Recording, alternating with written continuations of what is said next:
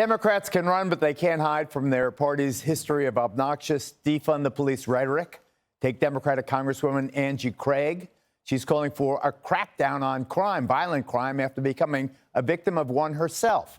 The Congresswoman, who represents parts of Minnesota, surviving a vicious attack after some lowlife assaulted her in the elevator of her Washington, D.C. apartment. Thankfully, cops nabbed the guy. Watch this.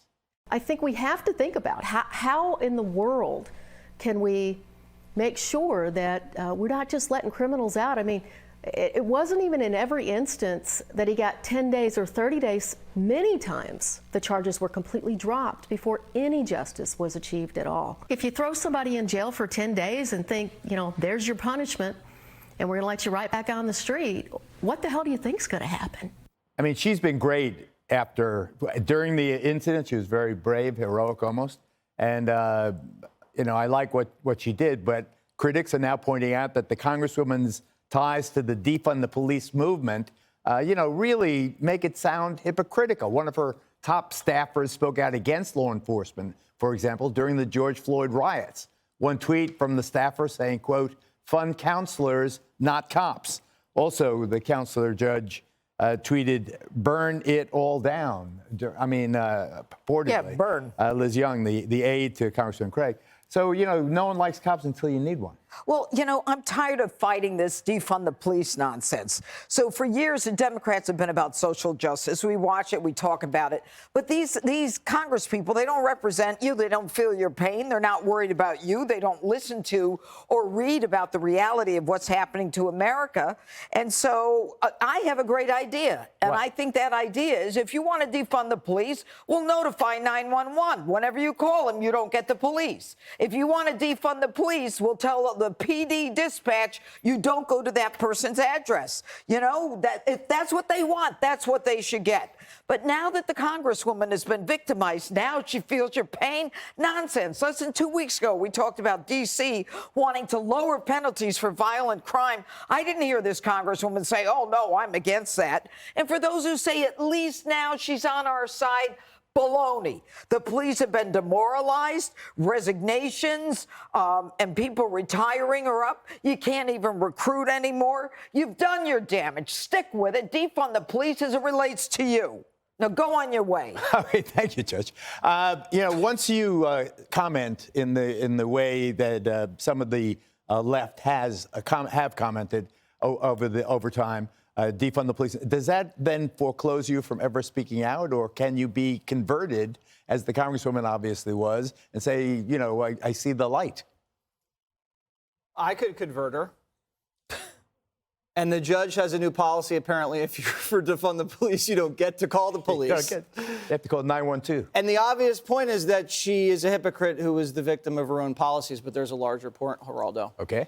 The Congresswoman needs to live in a nicer building. I'm not victim blaming, but this is the obvious point. She's a congresswoman and has plenty of money. I looked up at her net worth. She's living in a violent city, Washington, D.C., and she doesn't live in a doorman building.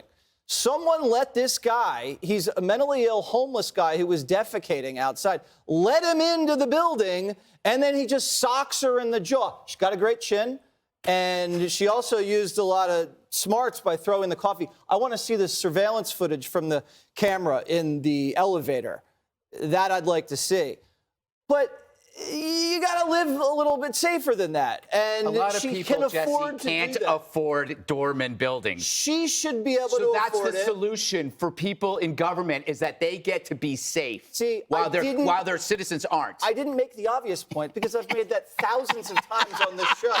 I'm trying to make a larger point, Greg. Yeah. But I don't know if that was larger. Dana, wasn't it for all that? Wasn't it admirable the way she fought the guy with the hot coffee? So she should, but no. I mean, it was terrible. But no citizen of the my daughter of lives this country should have to use their scalding coffee to ward off an intruder into their building and someone who's going to assault them on their way to the office. That's just that's unacceptable.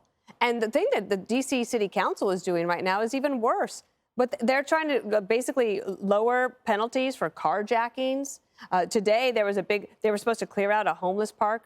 It's right by the White House, McPherson Square. And there was a big, you can't do that. Don't clear this out. And there's government officials, city workers in hazmat suits cleaning up that park. This is our nation's capital. It literally is a stone's throw from the White House. This guy was, as Greg pointed out to me, he wasn't to be considered homeless. He was experiencing homelessness. So we're even watering down that. And the D.C. City Council wants to give everyone a jury trial, even for a misdemeanor. So it'll swamp the courts, and then nobody will be able to get justice, and people will just want to leave. The other thing about this is, remember Cori Bush, the congresswoman from St. Louis? She has private security. Yeah. Right? So she uses campaign donations to pay for private security for herself. That also doesn't sound like a good solution for anybody. And Cori Bush is also for defund the police. Last point is, Greg's brought up before, the anchors from another network that went to dinner during the crime spree and said, everything's fine. Everything looks, we don't see a problem here. It's the victims that they don't ever talk about, especially like the ones here in New York, where you never see AOC or anybody talk about them. They never have a word to say about them. They just want to go after MAGA Republicans. It's pretty infuriating. But isn't this, Greg, the way things get changed? You know, you have a high-profile case like this, Maybe. Where obviously security screams the need, for these residents.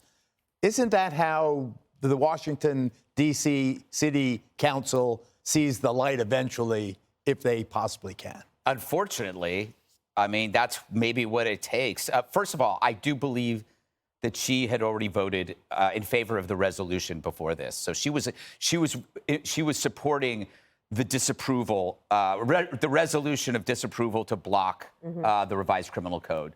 Because I remember when we talked about this, she was upset that her colleagues were still doing this. We're still going through with this voting to protect this soft on crime bill that allowed creeps like the ones that attacked her to roam free. To your point, Geraldo, it's off. We talked about this when the border states were busing migrants to the doorsteps of liberal elites. That married progressive policies to their consequences. And I sat here and I said, there has to be a way. Maybe you bus criminals to their location, or maybe you do prevent them from using 911. But unfortunately, this is what it takes. In some cases, is that the people that represent citizens get the taste of what the citizens are experiencing. This may be the only way to convince liberals they're wrong on crime, and it's one mugging at a time. I can't remember who said it. I don't know if it was P.J. O'Rourke or somebody before him said, a conservative is a liberal who was mugged by reality. It should just be a conservative is a liberal who was mugged, because that's what it's coming down to. With all that said, the fact of the matter is this guy was arrested for 12 assaults in the year before this happened.